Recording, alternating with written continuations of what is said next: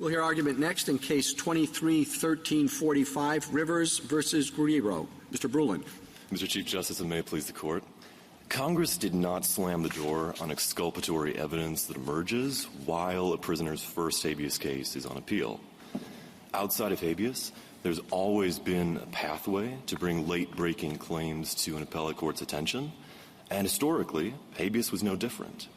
The near-uniform practice in the decades before AEDPA was to consider such claims on the merits as part and parcel of a prisoner's first habeas case without a word about successive litigation. Congress enacted AEDPA against that backdrop, and as Bannister tells us, it did not redefine what counts as successive. The other side's rule is unmoored from text and history, and it also comes at a cost. Viable constitutional claims that would have warranted habeas relief will fall through the cracks under their rule. That means every claim of sentencing error, every claim of structural error, and every Brady or Napoo claim that doesn't show innocence by clear and convincing evidence. The reason those claims don't fly under 2244 is that Congress decided the state's interest in repose outweighs the interest in getting those claims right. But the other side has never explained why they're entitled to repose while they're still defending the conviction on appeal, and you're not going to hear an explanation this morning. The small universe of cases where our rule makes a difference is the universe of cases where both the district court and the Court of Appeals agree that a new claim deserves its day in court. Those cases will be rare. But when they arise, AEDPA does not strip district courts of the power to consider new evidence that would warrant habeas relief. The lower courts here made a threshold jurisdictional error and so never reached the merits or any procedural issues. This court should reverse and remand. I welcome your questions. How would you define second and successive? Well, I would define it, Justice Thomas, based on the history, because Bannister says you look at the history. Well, post-AEDPA, how would you define it? Post-AEDPA, I would say that a second or successive petition is something that in 1996, when Congress used that phrase, ordinary members of the bar would have recognized as settled is second or successive. And then AEDPA says we look at the purposes behind, Bannister says we look at the purposes behind the statute, judicial economy, piecemeal litigation, hastening finality, and Bannister tells us that that's how you look at it. And this case, I think, is easier than Bannister or Gonzalez because the statute itself answers that. Here we have Congress specifically considering how amendments should work in habeas, and Congress says amendments in habeas work just like amendments in ordinary civil litigation, and Congress said that there's a small sliver of amendments that are subject to the second or successive rules, and only those. Don't we, Norm, in the mine run cases, consider second in time to be second and successive? So, Justice Thomas, if I were just looking at the phrase, I would say yes. That's how I would look at second or successive, but this court has said second or successive is a term of art, and so all I'm saying today is what this court said in Bannister, which is that we look at the history and the purposes, and again, I think this case is easier than Bannister because we have a statutory hook. And going to that statutory hook, 2242 gives us the general rule, and then 2266B3B gives us the only exception. Congress specifically thought about which amendments should be subject to the rules governing second or successive petitions, and it said in 2266B3B, it's only this tiny sliver filed by prisoners on death row in opt-in states after the state files its answer. And I think it would disregard Congress's drafting choices to apply the rules governing second or successive petitions outside that tiny sliver. And I think my friend Mr. Garnieri is with me on that. Page 17 of their brief, they say 2266B3B, that's the exception, and then other amendments follow the federal rules. And if there's any question about that, I would turn to history, as I said, Justice Thomas. And here you have the near uniform practice leading up to AEDPA was that mid-appeal efforts to amend were not treated as successive. And I think my favorite case on that is the Harris-Iades case, because Texas needs the court to say that the district court and the Court of Appeals with learned hand on the panel and all 9 members of this court, plus I guess the Solicitor General and the line prosecutor all saw the effort to amend after the appeal is filed and didn't say a word about it. I guess forgot that it was second or successive. And this is not a case where that issue is just lurking in the record. If you look at the prisoner's blue brief, he says on page 10 to 11, I filed my notice of appeal, and then I moved to amend, and then he argues the core of the amendment issue in his merits brief. But he had a judgment. I guess what I'm trying to understand, so first of all, is your primary argument that after judgment against him on the habeas claim that existed, he appeals it, and during the pendency of an appeal, if he seeks to amend the existing habeas claim, you say what? Because the appeal is still pending, he can do it? Not necessarily, Justice Jackson. Because the appeal is still pending, it's not second or successive. It might be a bad amendment. It might die for Rule 15 reasons. It might be how do you square that with Gonzalez and the idea that the judgment is doing some work here? So, Justice Jackson, Gonzalez did not face the question presented here because there was no pending appeal in Gonzalez. Aurelio Gonzalez comes in a year after abandoning his appeal when all of us up here agree that a habeas claim in that posture would be second or successive. And so, in Gonzalez, anything that comes in would be second or successive, and that's why the court is saying, well, you can't come in and circumvent the statute. And well, why wouldn't you be circumventing the statute here by just, interpreting anything that comes in during an appeal as not being second or successive? I mean, we have a statute in which Congress was very clear about limiting the number of filings, or at least applying pretty restrictive rules to the ability to file another application. And so I guess what it boils down to, for me at least, is trying to understand the work of the judgment in providing the dividing line as to whether things filed after that, assuming the judgment remains in effect, why aren't they second or successive, and wouldn't you be undermining AEDPA to say otherwise? So, two responses, Justice Jackson. First, if you assume that what Rivers filed was second or successive and we're just trying to circumvent the statute, then I lose. But that's not how Bannister looked at it. Bannister said we have a statutory phrase, second or successive habeas corpus application. That meant something in 1996 when Congress enacted the statute. And the way we figure out what it meant is we look at pre-AEDPA history and practice and doctrine and AEDPA's purposes. So going squarely to your question, my point is that leading up to AEDPA, a filing that came in during the appeal might have lost on the merits. Bannister says, well, that doesn't count for the analysis. I understand, but aren't you reading a lot into Bannister? I mean, wasn't that in a 59E scenario? It was in a 59E scenario, Justice. And didn't that have something to do with the analysis? I mean, the point there was that the judgment was suspended such that, it's a very limited amount of time.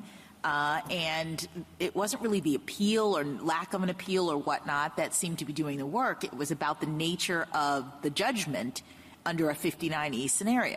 So, Justice Jackson, I agree that Bannister was focused on that question, and Bannister wasn't focused on the question before you today, the question of, well, what do we do when new evidence arises on the appeal?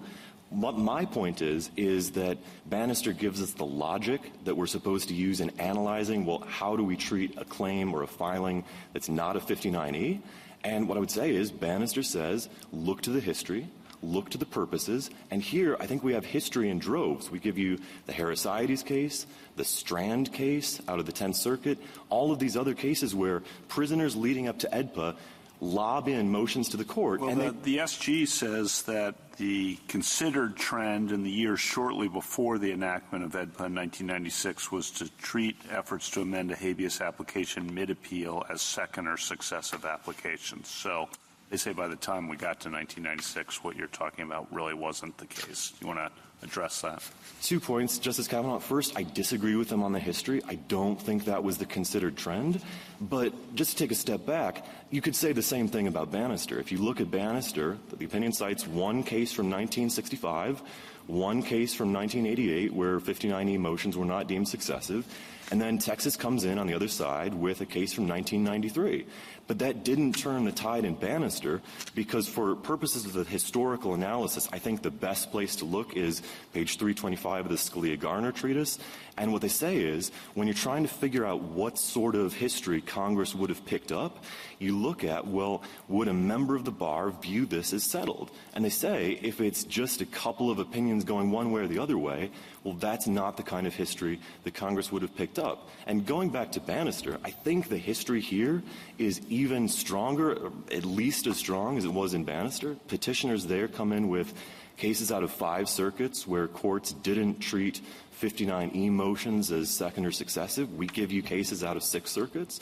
Then on the other side of the ledger, it's deja vu, Justice Kavanaugh. Texas and amici come in Bannister. They have one case out of the 8th Circuit where the court says 59E, second or successive. And here, they found one case out of the 8th Circuit applying the very same logic that this court wrote off as a historical outlier in Bannister. So I think the history is at least as clear here as it was in Bannister. If we're going to look at history, and habeas being civil litigation, the default rule is that when the district court relieves itself of the case after 59 and it goes to the Court of Appeals, you don't just get to Rule 15 file an amendment willy-nilly. The case is in the Court of Appeals. That's, baseline historical practice is relevant. What about that? I mean, you're asking for us to treat habeas differently than any other form of civil litigation. So I sure hope not, Justice Gorsuch. The point that I'm trying to make is explain to me why not. Because I've never heard of being able to amend my complaint when I'm on appeal in a 12B6 after a 12B6 dismissal. Boy, I would have liked to have done that a couple of times. Justice Gorsuch, I think you're absolutely right, and I want to take a step back because I think it's important to be precise about the doctrine. So I'm not saying that you get to amend your 12B6 complaint while you're up on appeal. My point is, historically, appellate courts were open to new evidence or new claims that come in. I think the best case there is the Shotwell case. That's a case where the Solicitor General comes into this court at the cert stage. They lost in the Court of Appeals. And the Solicitor General says, look, I've got 2 new affidavits that I think show that the respondent pulled a fast one on the lower court. So please, Supreme Court, would you kick it back down? And the court says, look, we are a court of review, not first review, so we're not going to take a crack at the merits. But they say 2 things. They say, first, we believe the Solicitor General. This is new. Yeah, I accept that we have that power, especially when the government is admitting an error, right? Or some other important new considerations. But as a general rule, in civil practice, if I come in and say, boy, I got a great amendment, and I'm in front of a panel, they roll their eyes and they say, nice, that's a nice thing you have there. I should have done that earlier, friend. Go file a 60B. That's what they say. Well, Justice Gorsuch, I think you're right. If you come in to the Court of Appeals or even the district court, you're probably going to get laughed out of court most of the time. But my point is a different one. My point is about the power that courts have. And what I would say is, for a long time, appellate courts have been open to claims and denied most of them, but been open to claims. And so I hope I'm not asking for anything in habeas that we wouldn't have in ordinary civil litigation. My point is, when you file that in habeas, it's not second or successive. It's probably dead for other reasons, but it's not second or successive. I'm not sure I follow your argument. If it's normal civil litigation and not habeas, if you file a motion to amend between a final judgment in the district court and an appeal, the district court has no inherent power to grant that motion, correct? Correct. All it could do is a 62-1, make a suggestion to the Court of Appeals, correct? Yes. Here, you didn't ask them to make a suggestion. So, not having asked them to do it, why do you think the motion is still alive after the Court of Appeals affirmed the judgment below? Well, 2 responses, Justice O'Connor. How could the district court reopen absent 60B? That's my point. You could reopen under 60. He could reopen under 60B to consider your motion, correct? Correct. All right. But none of that happened. You didn't ask them to indicate under 62(1), and the Court of Appeals didn't vacate or remand the matter to the district court to make the motion to amend still live, right?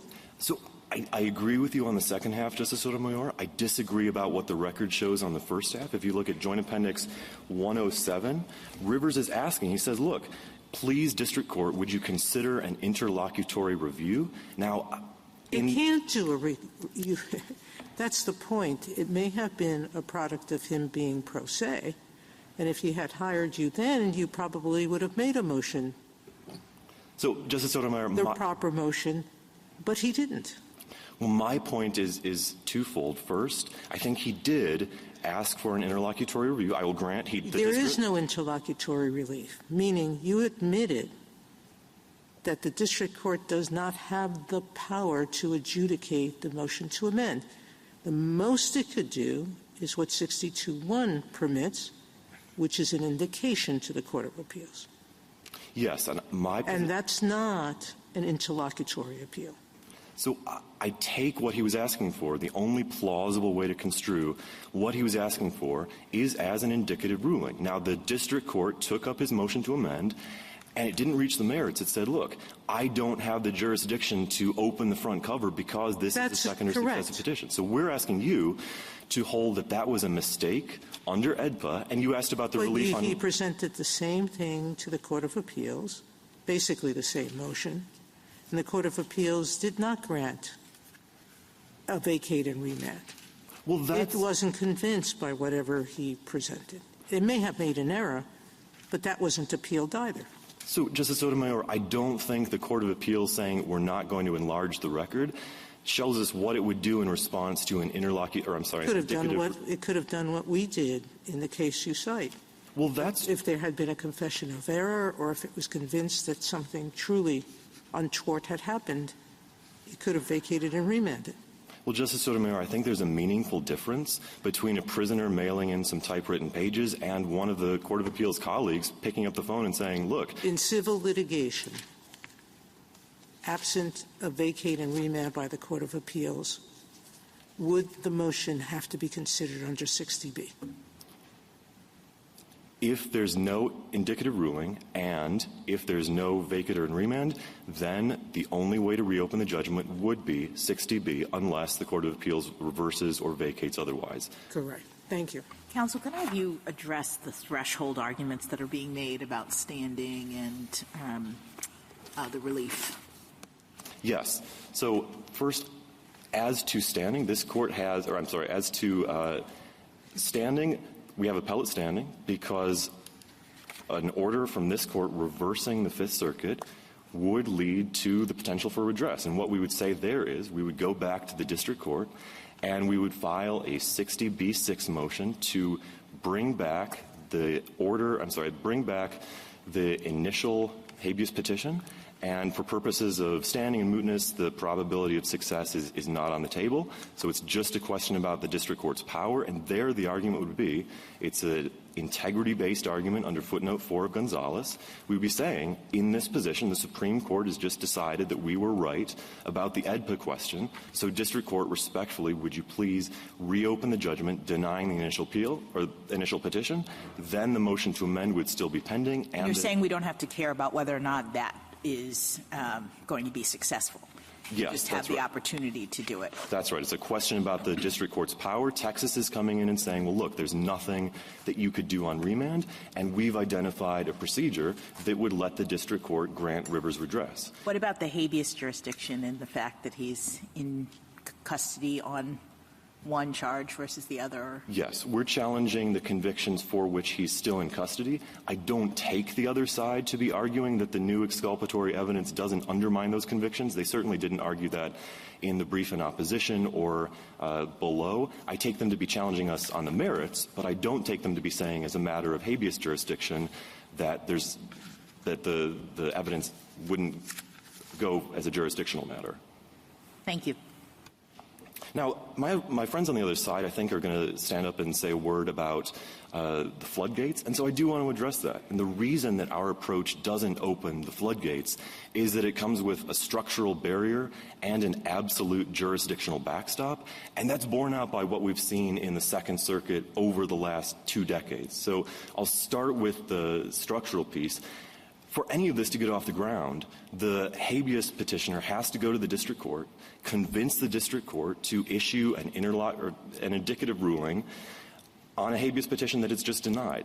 And then the absolute jurisdictional backstop is the Court of Appeals has to agree to remand the case for further proceedings. And at both steps of those analysis, the prisoner has the burden of showing that amendment here would not be futile, that it's timely. That kicks out a lot of cases because EDPA has a 1-year statute of limitations. The prisoner is also going to have to show that it's not going to be a dead case on the merits.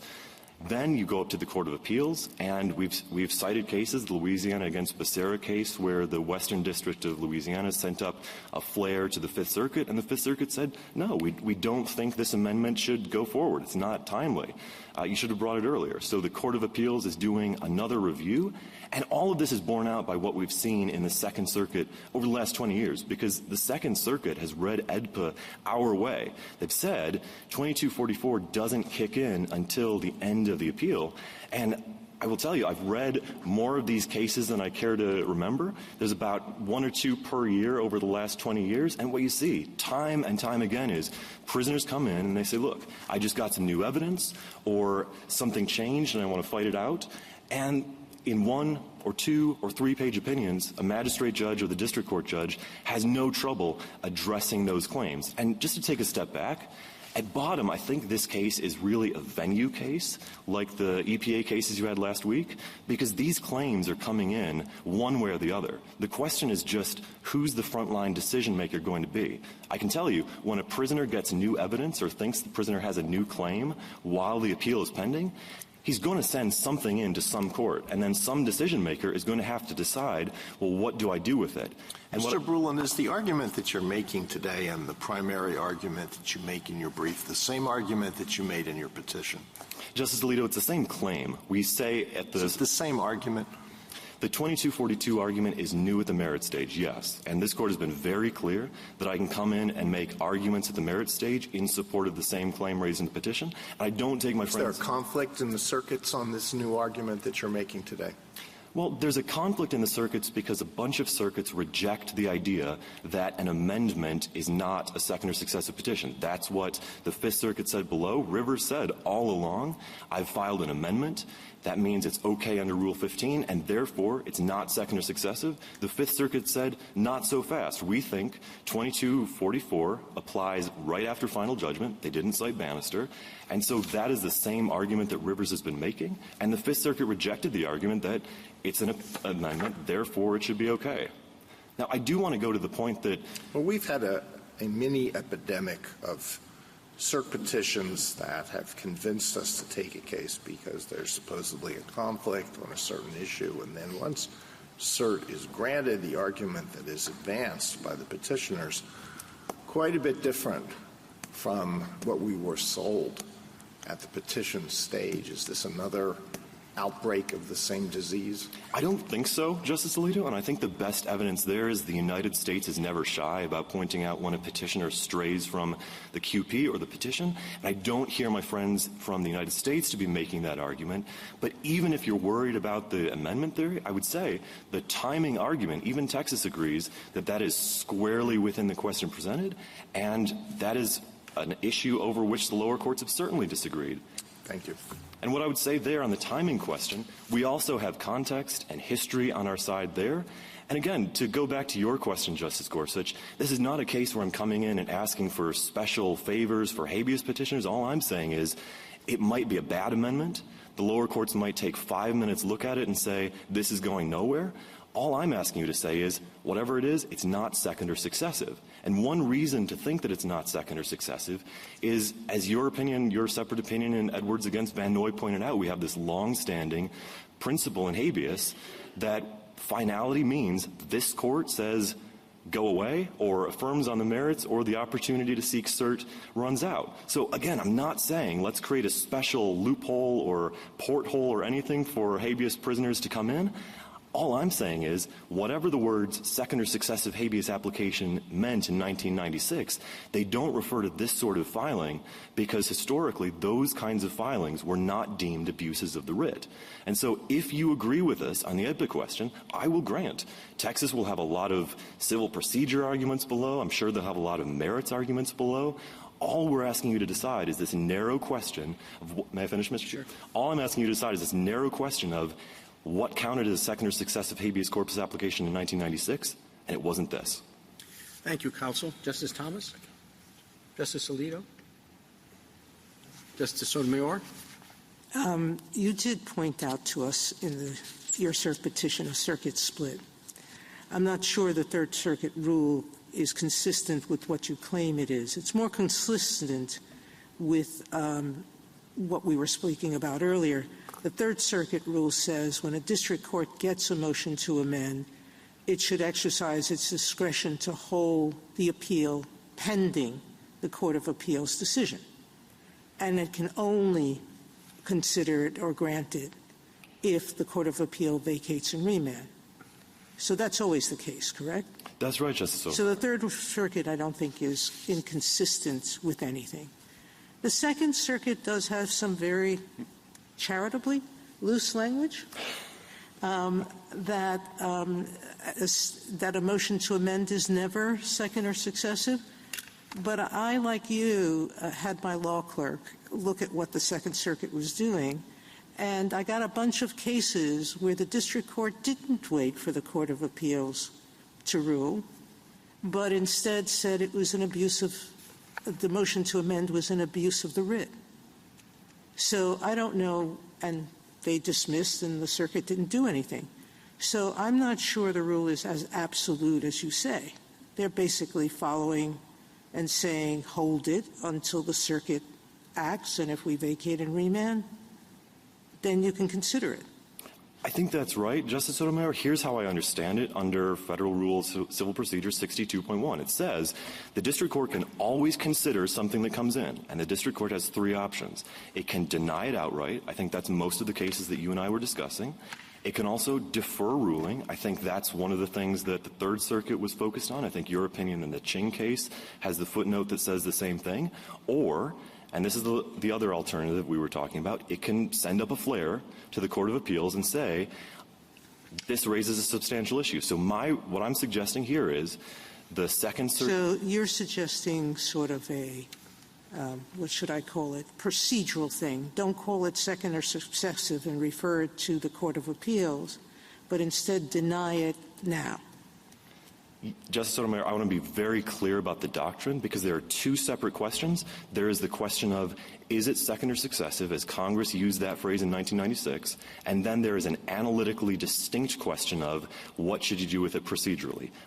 The only question I'm asking you to answer is, what is the meaning of second or successive habeas corpus application in 1996? And then we've also tried to give you some comfort about the procedural pathway. And so, yes, that is one of the things that a district court can do. And in fact, that's what most of the courts in the Second Circuit that we've seen have done, is just take one look, deny them outright. And the last thing I would add is the other side comes in and says, well, how is that square with your efficiency argument if the prisoner can just file something in the middle of the appeal and then file a second or successive petition?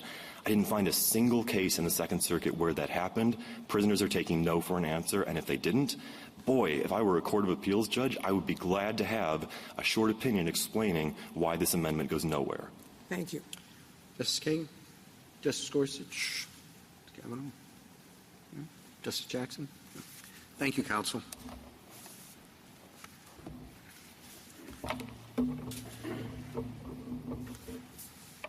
Mr. Nielsen? Mr. Chief Justice, and may it please the Court, Rivers' new petition, filed years after an appealed final judgment, is second or successive under AEDPA for multiple reasons. I want to start with precedent. Under Gonzalez and Bannister, Rule 59e motions aren't successive, while Rule 60b motions generally are, because, quoting from Bannister, a Rule 59e motion is a one-time effort to bring alleged errors and a just issued decision to a habeas court's attention before taking a single appeal.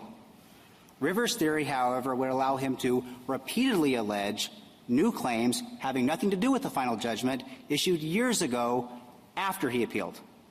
I think Bannister's logic is all but dispositive here. I'd also like to respond to some of the things that I heard from my friend during his argument. He says that in the time before AEDPA in 1996, there were 6 circuits on his side. I don't agree with that at all. I would urge the court to look at the brief from Arkansas. Arkansas goes through the cases right before AEDPA's enactment.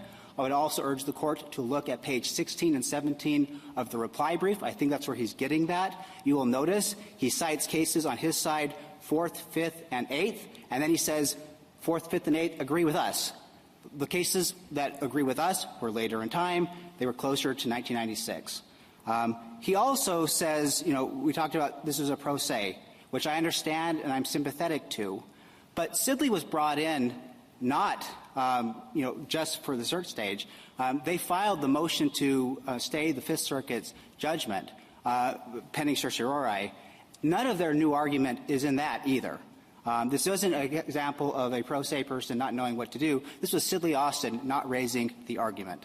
As to standing, the court has jurisdiction to address the split that it thought it was hearing.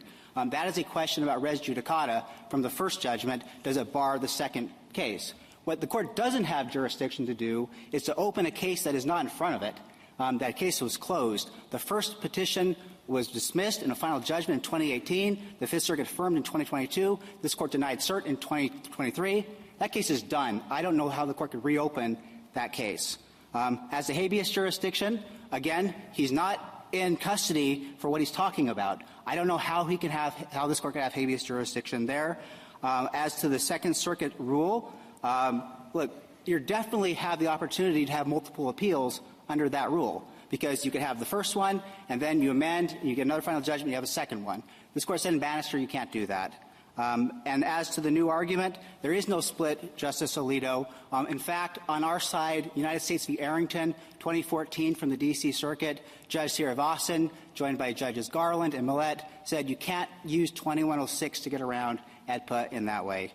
I welcome the court's questions.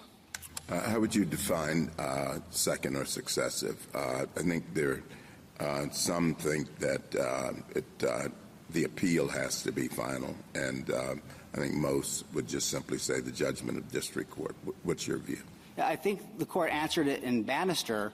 I think if you have the first application and then you have another application after the final judgment, sometimes that's suspended by Rule 59E. If you're doing it again the second time, that is second and successive. I think that's how we take the court's decision in Bannister. I think that answers the question, respectfully, Your Honor. What if the judgment is vacated? I'm trying to understand a scenario, even if we agree with you that, the judgment is the line and the person appeals, goes up to the Fifth Circuit or whatever circuit, and they agree and vacate the judgment and send it back. Any filings that had been submitted by the prisoner in that interim, could they be considered by the district court on remand? No, we don't think so, Your Honor, but I want to make sure that we understand. If that is this court's rule, Texas still prevails because there wasn't a remand after the— No, I understand. That's not this case. But I guess I'm a little worried about a world in which, if we are pegging this to the judgment is subsequently vacated, and there's new evidence now in the record, and the district court is being called upon by the vacater and the remand to review it. I don't understand why. Totally not this case, but I don't understand why at that point now the new evidence doesn't get considered as an amendment of the initial habeas filing. So the way this works in ordinary civil litigation, and then I'll do an AEDPA gloss on it. In ordinary litigation, if there is a remand from the Court of Appeals accompanying a vacater of the judgment, with a vacater of the judgment, you still are going to be limited by the scope of the remand. It's not like if there's a remand, now everything is up for grabs. It's still you're limited by, and again, if the court needs to look at cases on this, Wright and Miller, Section 1488, I think it's footnote 11 is the one that discusses this line of cases, the scope of the mandate rule. So, for instance, you have a case about a contract claim. So could the Court of Appeals indicate, having been alerted to the fact that there's this new evidence out there? I mean, I guess I don't understand a world in which new evidence surfaces that everyone agrees could not have been found before, and here it is, and it's relevant to the issue of habeas. I appreciate your argument that after we have a judgment, if as long as the judgment stands, consideration of that would be a second or successive kind of scenario under EDPA.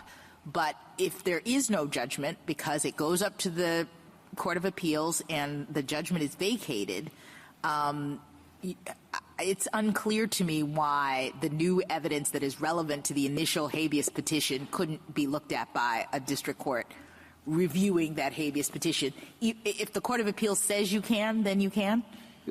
Again, it would be as long as it's within the scope of the mandate. Of the mandate. Which it often would be. Again, it would depend on the facts of the case. But the EDPA gloss on all of this is under EDPA, you have the COA requirement. Yes. So the scope of the appeals are inherently going to be limited. So the scope of the mandate is going to be narrower than an ordinary case. So imagine you have a case where somebody says, I have a Brady claim and a Strickland claim, and the district court says you lose on both. The Court of Appeals, I said the Fifth Circuit, the Court of Appeals grants a COA as to the Brady issue and then reverses. Back in front of the district court, you can't say, well, I'm going to bring a different Strickland claim and an APU claim, because that's not within the scope. I see. On the Second Circuit experience, I think your initial response is precedent and text, but take it on its own, its workability. Do you have a concern about how workable it's been in the Second Circuit? It seems like it's worked fine. Well, we don't think it's worked fine. The case that we cite was the Anderson case out of Connecticut, where it seemed like a pretty straightforward issue. The poor judge has to go through 3 separate lines of analysis to try to figure out what to do with this thing. And that's, I think, a pretty straightforward case. But I also, recognize that by definition, you're going to have multiple appeals possible out of a single case. So you have the very first one that is up on appeal. While that's happening, all the way up to this court, up in certiorari petition, they file a second one. They can keep litigating that. Well, that means you're going to get 2 appeals out of a single, what they claim is a single application. That doesn't make any sense. And I think it's important to recognize that 2244B doesn't mean you lose. 2244B means you have to go to the Court of Appeals. And we're talking about mid-appeal cases. So that means, unless it's like day 29, so we're not just past Rule 59E rather, we're talking about a case where you already have a Court of Appeals panel who's already looking at this thing. It seems to me a lot more efficient for that panel to be able the opportunity to look at the new material rather than sending it back to a district court or a magistrate judge 3 years ago, 1,500 cases later. They're not going to possibly remember what that case was about, whereas you have a panel looking at it right now. If we conclude the pre-96 case law is just a mixed bag, doesn't cut either way. Well, I mean, I would urge. I think the court already answered the history in both Gonzalez and Bannister. On this issue. Sure, but again, I think the court has already answered the history in Gonzalez and Bannister because in every circuit court, if you file a motion to amend a case that has been closed for years, it's either one of 2 things. It's either a nullity, and it does not exist, or it will be construed as a Rule 60B motion. That is the rule in Morris federal practice. We cite other cases. We'll have a whole string cite of these cases. Well, we know from Gonzalez and Bannister that if it's a Rule 60B, well, then it's already second and successive. So I don't think the history works for them. They do have a couple of cases where they say, well, that looks like amendment, but they didn't grant relief in any of those cases. We're reading a lot into silence, especially because we have cases like Judge Arnold's decision from the 8th Circuit. He knows a little bit about civil procedure, and he says, no, you can't do this. I think that would be the relevant history. So you have all the cases that say 60B mid-appeal, that counts as second or successive, and you have someone tries to get around that with Rule 15, and they says, well, that's second and successive too. That's the history in leading up right to 1996. If there are no further questions. Just one on habeas jurisdiction. Why don't we have it?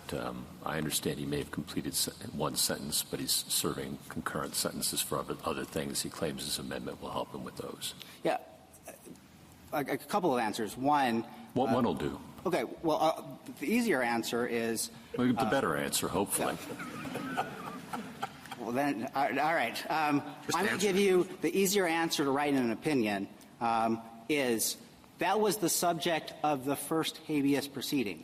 The state post-conviction court said there's 3 lawyers that said you did this. You say you didn't say that. They did. That's a finding of fact. Then he goes to the federal post-conviction court about that, and that's about the sexual abuse charges, and he has to show that that is wrong, and he has no evidence. And the district court says no habeas, the Fifth Circuit affirms, and this court denies certiorari. That issue is closed.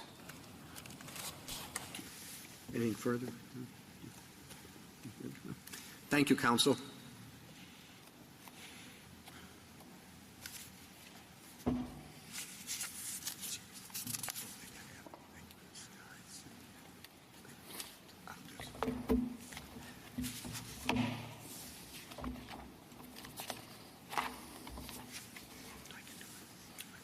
Mr. Garnieri. Mr. Chief Justice, and may it please the Court. Petitioner litigated his first Section 2254 application to a final judgment and was granted a certificate of appealability. 2.5 years later, while his appeal was still pending, he went back to the district court and filed what he came to characterize as a motion to amend his first application. Neither the rules of civil procedure nor the statutes applicable to habeas proceedings permit granting such a post-judgment request to amend. As a matter of black-letter civil procedure law, a party may not amend its pleadings after the entry of judgment without first obtaining relief from the judgment. And in habeas proceedings, when a prisoner requests relief from the judgment mid-appeal to add new claims or to replead old claims on the basis of allegedly new evidence, Section 2244B applies. Petitioner's request to inject new claims or new evidence into these proceedings cannot go forward unless he can satisfy AEDPA's stringent gatekeeping requirements. I welcome the Court's questions. Is there any way in which your argument for the United States differs from that of respondent? I don't think so, Mr. Chief Justice. Texas has taken a position on a number of subsidiary issues with respect to the operation of Federal Rule of Civil Procedure 62.1. The United States has not taken a position on those issues. But with respect to the main points at issue in this case, I think the United States and Texas are fully aligned. And I was just going to say, Petitioner points out that the government doesn't complain about the new argument injected in the brief, and you didn't say anything in your brief. Do you want to say anything now? I could share the Court's frustration. I don't want to presuppose how the Court has reacted to the merits arguments in this case, but if there is a sense of frustration that Petitioner's arguments have evolved substantially from the certiorari stage to the merit stage, I could entirely understand that frustration. We have not urged the Court to dispose of the case on those grounds, principally because the United States does not have any particular federal interest in whether Petitioner preserved specific arguments in this case. We are participating here so that the Court, because we think it's important to get the underlying legal rules correct. And on those points, again, I think we are in a lockstep agreement with Texas on all the points that matter. Well, speaking of those rules, do you want to articulate exactly what rule statements you would be looking for and how you think it might affect 2255?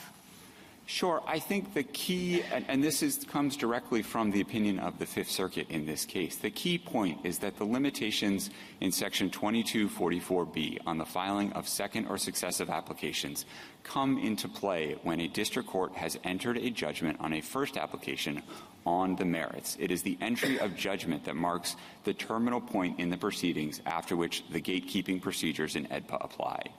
And it doesn't, I think, if you agree with us on that, then it doesn't really matter whether the petitioner comes into court and characterizes the relief that he is requesting as a form of post-judgment amendment or as a motion for relief from the judgment under 60B, or perhaps as a request to the Court of Appeals itself to vacate and remand under 28 U.S.C. 2106 for the purpose of granting an amendment. All of those things, those are just the procedural vehicles for requesting relief from the judgment in order to add new claims or to replete old claims with new evidence. Those are two of the things that this Court identified in Gonzalez as the kinds of arguments made after judgment that are properly treated as second or successive applications under Section 2244B. So you're not disagreeing with your colleague that, or are you, that if the Court of Appeals vacates and remand and vacates the judgment, is it then second and successive? No, I think the point that my colleague was making was that the constraint there is going to be the scope of the remand from the Court of Appeals. But if you set that constraint aside, if the Court of Appeals has vacated the judgment on a first application for some reason other than just clearing the way for amendment, and the case goes back to the district court, then we do think that in that case the state prisoner is in the same posture as pre-judgment before the case went up on appeal, and they can seek to amend as permitted under Rule 15.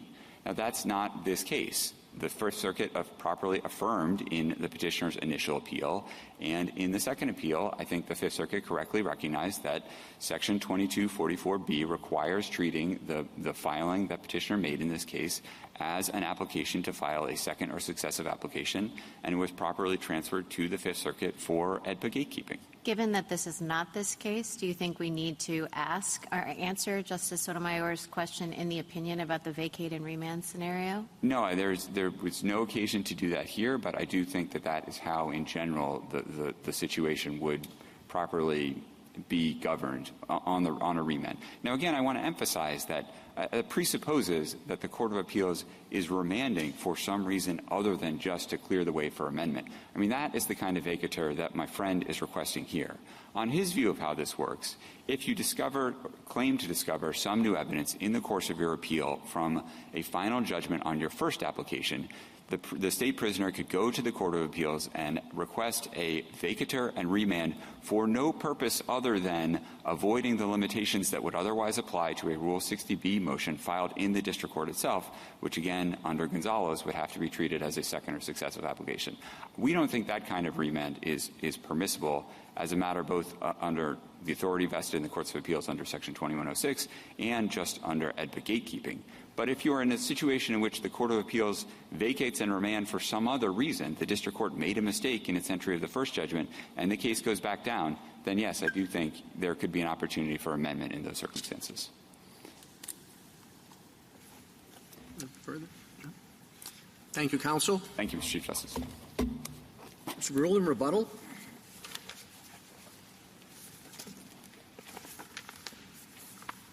Thank you.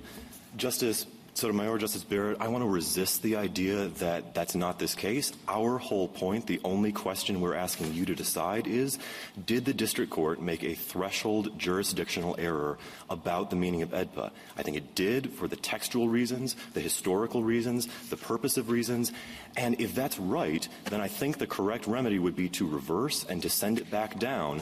And what we would say then is we could have the debate about, well, maybe they would say harmless error because they don't like the procedures or they have merits arguments, but we would be asking you to correct the threshold jurisdictional error that they made about the meaning of 2244B. That was what cut everything off. Now, I don't think there's any daylight between what I'm asking you to do and what the Third Circuit and even the Second Circuit have said. It all goes to what Mr. Garnieri just said about, well, for some other reason. And I don't understand where that's coming from, because 2106 doesn't say for some other reason, and I don't see there being any sort of penumbral emanations from Rule 60B that curtail the appellate court's power to vacate. So then the question becomes, well, where are we getting this? You can't ask the district court to send up a flare so that the Court of Appeals can vacate just because you want to amend. It seems like what they're asking you to do is put an atextual gloss on 2106 such that if you're asking for a certain form of relief, then that doesn't fly. I'm not sure where that comes from, but it certainly doesn't come from AEDPA. And this court could reverse just saying the meaning of 2244B is not what the lower court said, and you could save all of this stuff about the procedures and 2106 for another day. We're just asking you to reverse on the threshold AEDPA ground, which is analytically distinct from the procedural pathway. Justice Alito, I want to take just one more crack at addressing your concerns about the QP. What I would say is the amendment argument is a narrower ground that answers directly the QP. We framed it broadly. We said, does 2244 apply to all, some, or no mid-appeal habeas filings? The amendment argument says, well, it sure doesn't apply to all because textually, historically, and looking at AEDPA's purposes, an amendment is not a second or successive petition. I could understand the other side's argument if I were coming up here asking you to accept something broader, but usually as an advocate, it's a good thing to be standing up here offering a narrow ground for relief with a statutory hook. Justice Kavanaugh, I want to say a few words to you about workability because I think that is the key or a key point in this case. It really does come down to what is the proper venue, because a prisoner who gets new evidence is going to race to court no matter what decision this court reaches today, and then some district court or some court of appeals is going to have to decide what to do. But please, don't take my word for it. Don't take General Nielsen's word for it. I urge you to look at the judge's amicus brief because you have 17 of your former Article III colleagues with nearly 300 years of experience collectively as appellate judges and district court judges and magistrate judges, and what they're in here telling you is the other side's rule is burdensome for the judicial system as a whole. That's because the Court of Appeals is going to have to open a brand new original proceeding every time one of these claims comes through the door. And remember, these claims are coming whatever this court says. So I think it's a whole lot more efficient, looking at AEDPA's purposes, to channel these things through the district court, the single decision maker most familiar with the case, which, as Bannister said and Magwood said, the district court can take a 5-minute glance at this and say, no, it loses on the merits, so no need to bother the Court of Appeals. These claims are coming, and the most workable solution is to say they get channeled through the district court while the appeal is pending. I will be the first to grant Congress inverted the normal presumption that appellate courts are courts of review, not first view, once the first case is over. But while the first case is still pending, 2244 does not apply, and it does not flip that presumption. And I think the judges well explain why there's no evidence that's what Congress intended. Again, the last thing I'll say, and then I'll sit down early, we are just asking you to reverse the lower court's threshold error about the meaning of 2244, and then we can fight out whether Danny Rivers has merits issues or procedural issues. Bottom line, Danny Rivers might have 99 problems. It's just 2244 isn't one of them. We would ask you to reverse. Thank you. Thank you, counsel. The case is submitted.